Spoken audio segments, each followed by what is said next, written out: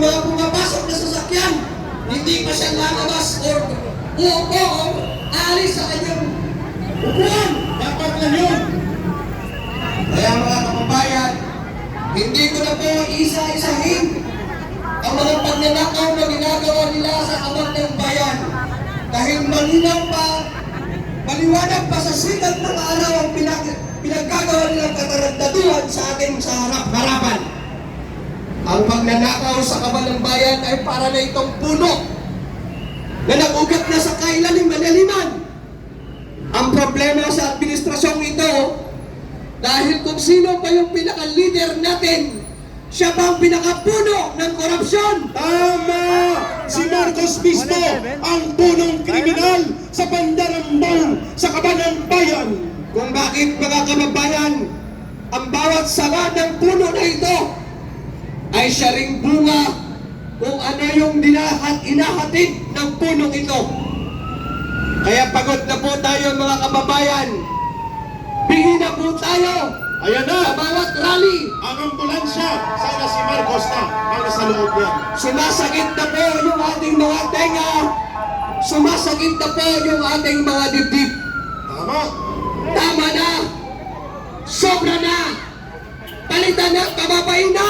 Pababayin na! Palayasin na! Kaya mga kababayan, sa lahat po ng mga naririto, mga vloggers natin at mga kababayan nating naririto, manawagan po na tayo sa ating mga pamilya, kamag-anak, kapitbahay, upang makiisa at upang tayo magsama-sama sa panawagan na si Marcos ay dapat bumaba na sa kanyang trono. Marcos Romualdez palayasin! Marcos Romualdez palayasin!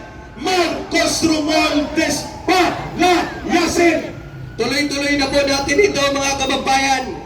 Huwag na po tayong tumigil hanggat ang mga korap sa gobyerno ay hindi bababa sa kanilang mga pwesto. Magpapatuloy po tayo sa ating panawagan dahil kung tunay po tayo gusto ng pagbabago, ang pagbabago ay dapat nag-uumpisa sa ating sarili. Oh, tama yan! Kaya kung kayo, yung mga nasa bahay, kung gusto nyo ng pagbabago, dapat mag-isa kayo dito sa panawagan upang si Marcos ay bumaba sa kanyang trono. Tama! September 21, alas 11 ng umaga, kita-kits, Occupy EDSA! Hindi po sapat mga kababayan na puro lang tayo reklamo sa social media. Hindi po sapat na magmamarites lang po tayo doon sa ating mga kapitbahay kung ano yung mga kabarastugang ginagawa ng gobyerno ito sa ating mga mamayayang Pilipino. Tama! Dapat po tayo ay gumalaw. Dapat po tayo ay humakbang.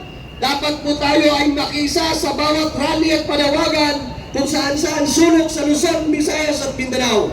At ating ipakita, lumalakas, lumalawak, lumalaban! Lumalakas, lumalawak, lumalaban! Lumalakas, lumalawak, lumalaban! Ayan, kaya po mga kababayan, kailangan po tayong magkaroon po ng unity. Gaya nga po ng tinuro ng aking ama nung ako'y nasa elementary pa. We ought to be united because in unity there is strength. And in strength there is victory. And in victory there is harmony. And in harmony there is peace. And in peace there is happiness. Agree! Kaya hindi po natin makamtan yon hanggat hindi po natin tayo magsama-sama bilang mamamayang Pilipino na may pagmamahal sa bayan upang ang mga taong nasa gobyerno ay managot sa kanilang pinaggagawang pagnanakaw sa kaban ng bayan. We agree! Kaya sa ating mga kapulisan, huwag po kayong mag-alala. Kung kayo ay walang boses, kami ang boses sa inyo! Kami ang magbibigay ng boses ng mga sundalo at pulis! Gaya nga po ng sinumpaan natin sa bawat mamamayang Pilipino, sundalo ka man, pulis ka man, empleyado ka man, farmer ka man, kung sino ka man, sabi nga sa ating konstitusyon, we, the sovereign Filipino people, imploring the aid of Almighty God, Correct. in order to establish a government that shall embody our ideals and aspirations, promote the common good, conserve and develop the patrimony of our nation, Tama. and secure to ourselves and our posterity the blessings of independence and democracy under the rule of law in a regime of truth, justice, freedom, and equality Ayun. in order to promote this Constitution. Preamble. That is our preamble na dapat natin gampanan ng bawat isang mamamayang Pilipino, kagaya na lamang ng ating mga kapulisan at kasunduluan. Ngayon mga kababayan, ramdam na po ng mga taong may dapat managot at takot na po sila sa ating mga panawagan. Kung kaya po sila ngayon ay nagka-crumble na. Nakita ko sa'yo, hataw, ah. Dahil tayo pa'y padami sa ating mga panawagan. Correct. Kaya po mga kababayan na nasa bahay, inanyayahan po namin ang bawat isa sa inyo na lumahok, makiisa, at magsama-sama tayo upang manawagan na si Marcos ng ang ating bangag at putang inang presidente ay bumabada sa kanyang pwesto. Tama. Marcos resign! Marcos Marcos resign. resign! Marcos resign! Marcos resign! Marcos resign! Kaya mga kababayan, ang ginagawa natin ito ay hindi ito sa kapakanan ng ating pamilya o sa ating sarili o sa ating kamag-anak o sa ating kakaibigan o kapitbahay.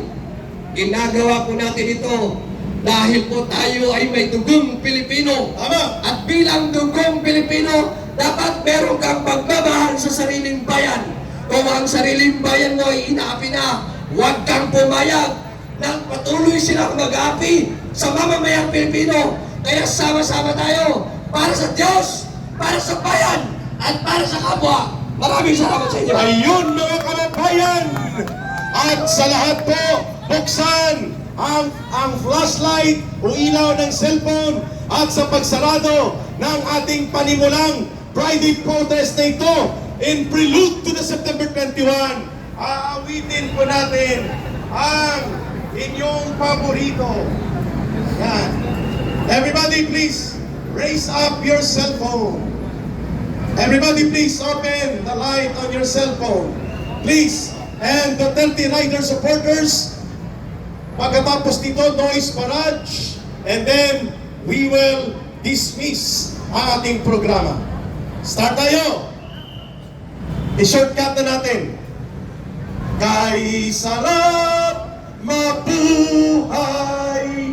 sa sariling bayan kung walang alipin at may kalayaan. Ang bayan sinisiil, bukas ay papangon din. Ang silangay pupula sa timyas ng paglaya. Go! Ibon mang may layang lumipad, kulungin mo at pumipiglas. Bayan pa kayang sakdal dilag, ang dimagnasang makaalpas. Pilipinas ko minumutya, bugat ng luha at galita, aming agika, makita ka